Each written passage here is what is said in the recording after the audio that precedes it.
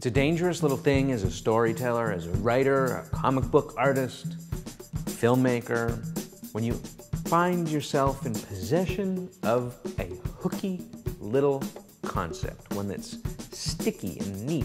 It's especially dangerous when that hooky little concept has got some juice and some resonance with the zeitgeist. Because when you have that sticky, juice-laden concept, one that feels like it might be allegorical for some of the social stress that's going on in the world around you at this given moment in time, heavy lays the burden of responsibility on your shoulders.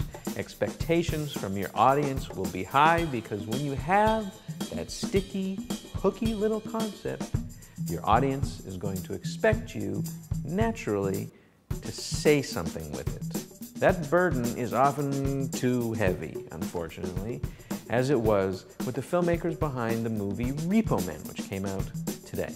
I'm Mike from thesubstream.com, and this is an episode of Watch This Instead for the week ending the 19th of March, 2010. Repo Men has that great, hooky little juice-filled zeitgeist concept. It's very au courant. It imagines a time in the near future, a dystopia in which science has invented biomechanical replacements for all of the organs in a human body, so that when you have heart disease or stomach cancer or failing kidneys, you can go and purchase mechanical replacements. But the hook is that they're incredibly expensive, and the company that manufactures them is more than willing to put you on a payment plan at a 24% APR. If they don't pay, they'll send a union man out to collect their property in the middle of the night. And if you happen to die in the process, it's not their problem. You've defaulted on your loan. The problem is that the film wastes this concept that's very now, about the way that people have used cheap credit to mess up their lives, the way that banks have been predatory on people that shouldn't have been getting credit in the first place.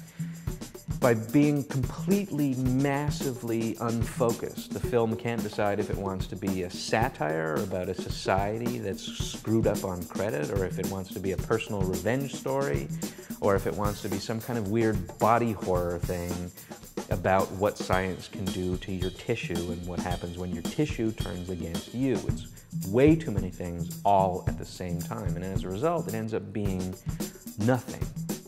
It also has 5 minutes near the end, completely out of nowhere, this orgy of blood and violence that looks like as if David Cronenberg directed a Lady Gaga video that's like incredibly gross and off-putting. And that happens right before they pull the complete rug out from the entire film anyways, making one of the absolute classic first day of film school screenwriting class don't do this mistakes that wrecks the whole picture. Not that it had much going for it before that point.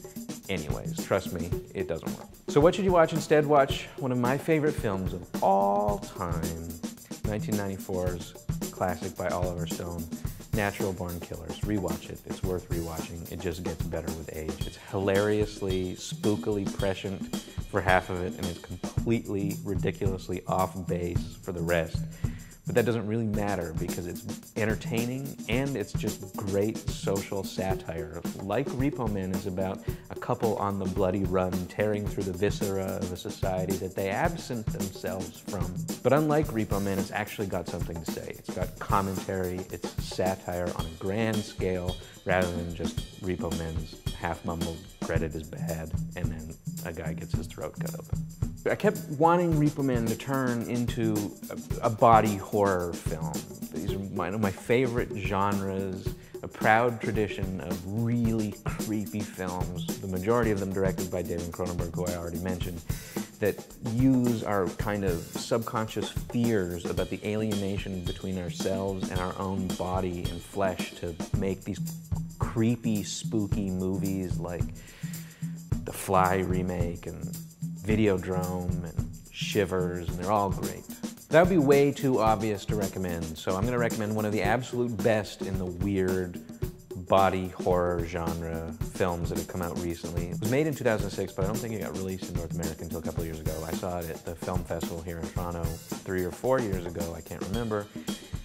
It's called Taxidermia, directed by a Hungarian guy named György Pálfi. It's one of the weirdest, most hilariously disturbing, and grossly enjoyable films that I've ever seen, and even though I don't actually think that I understand it very much, a large part of the film is about a guy buying butter to give to his enormously overweight dad to feed to his oversized bred house cats before he taxidermies them. I really enjoyed it, and I hope you will too. You'll certainly enjoy it more than Repo Man.